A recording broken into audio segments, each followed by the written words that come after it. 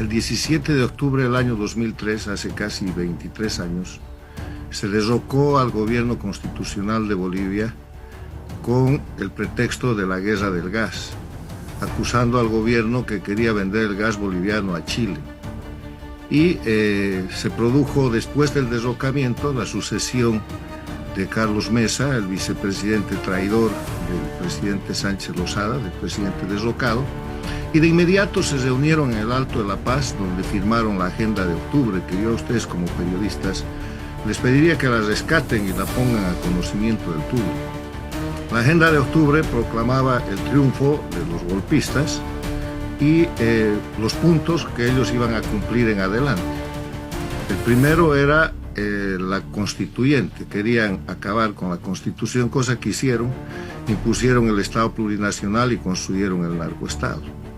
Segundo, hablaban de la nacionalización de hidrocarburos. A título de nacionalización liquidaron el gas boliviano. Bolivia era la primera potencia gasífera del país y hoy día no tiene nada. Simplemente cambiaron los contratos con las empresas y mataron la gallina de los huevos de oro y se la comieron.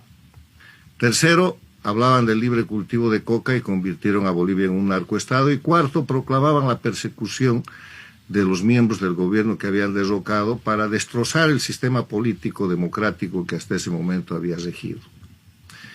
Del año 2003 ahora han pasado casi 23 años y hay bolivianos jóvenes que no han conocido la Bolivia del 2003, la Bolivia del 2000, la Bolivia de la década de los 90.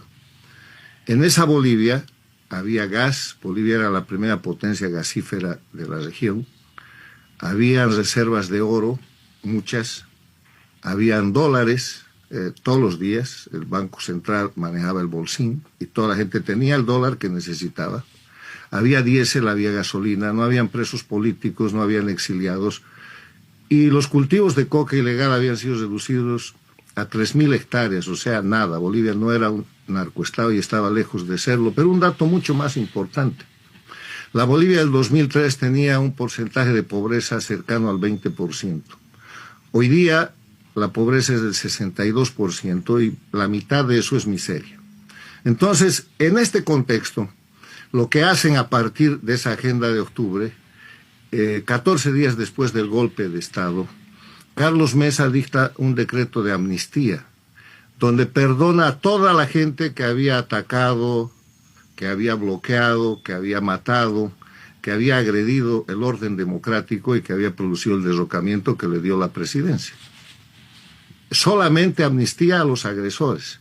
Y entonces empieza un proceso de persecución contra la gente que estaba en el gobierno, contra el presidente Sánchez Lozada, los miembros de su gabinete de ministros, el alto mando militar, señalándolos como responsables de aquello que pone un nombre en su narrativa que llaman la guerra del gas o el Octubre Negro.